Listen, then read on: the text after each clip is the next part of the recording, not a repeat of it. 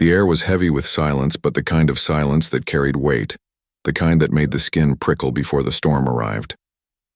The first embers of conflict never started with fire, but with whispers, rules, and demands.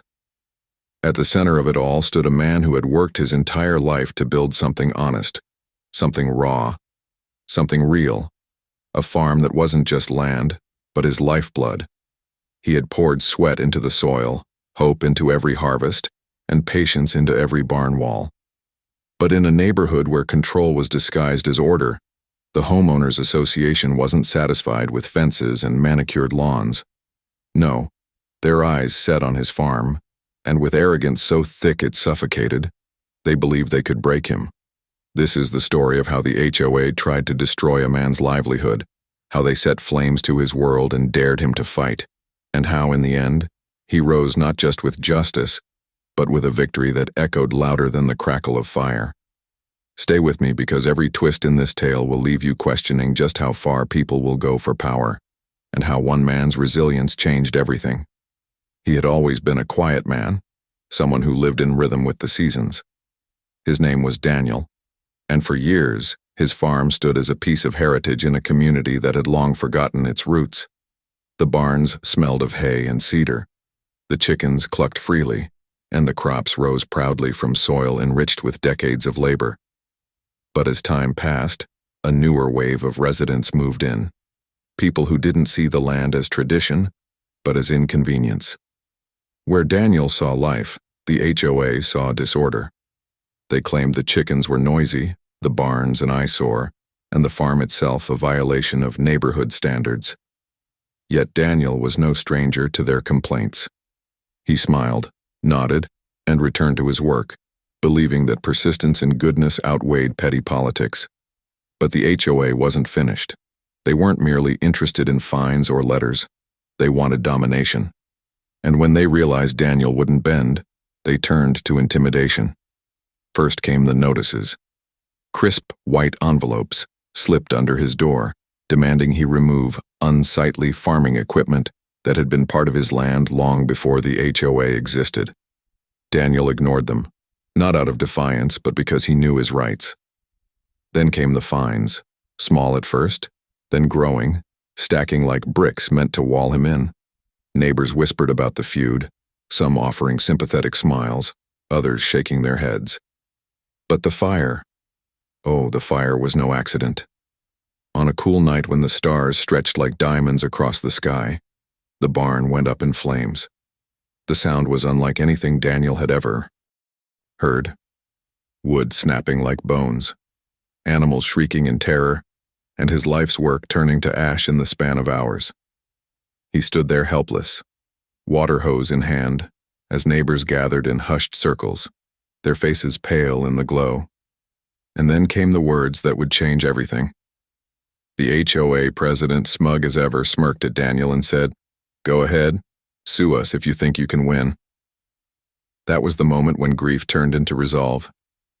Daniel wasn't a man of many words, but when he spoke, his voice carried the calm of mountains and the strength of rivers. "All right," he said softly. "I will." What they didn't know was that beneath his simple farmer's demeanor, Daniel carried the mind of a strategist.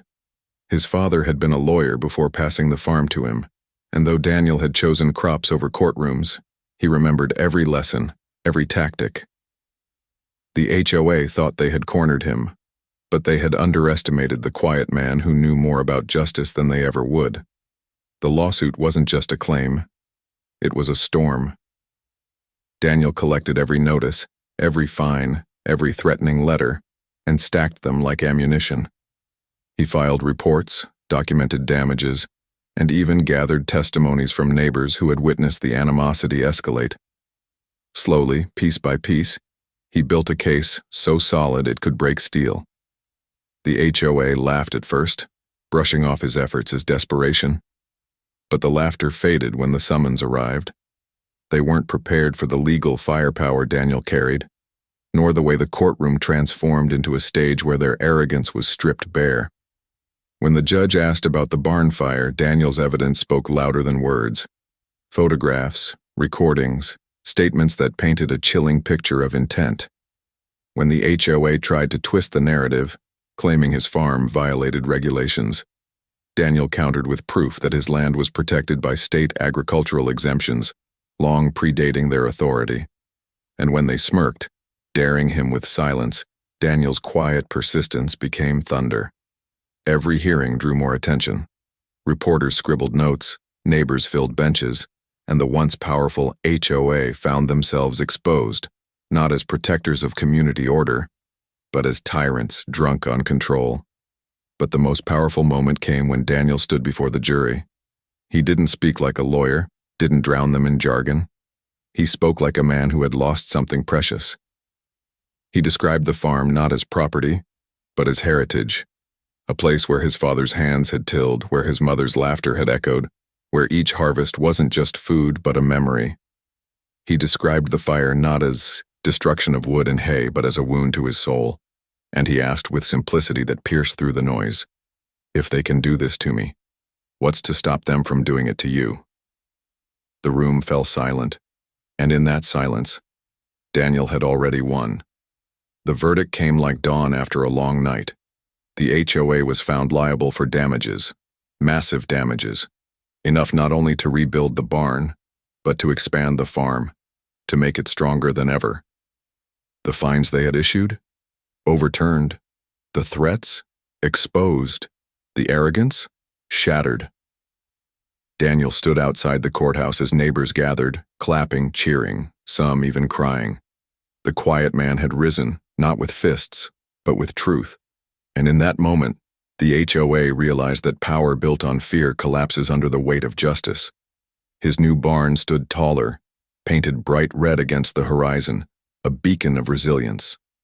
The crops grew richer, the animals thrived, and his community, once silent, now rallied around him, helping, supporting, and admiring the man who had shown them that strength didn't always roar. Sometimes it whispered, then thundered when the time was right. The HOA? They shrank into the shadows, their influence crippled, their arrogance remembered only as a cautionary tale.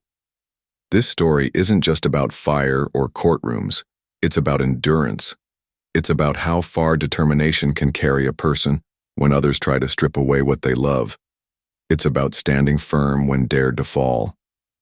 Daniel's farm still stands, stronger than ever, and every morning when the sun rises over golden fields, it tells a story louder than flames ever could.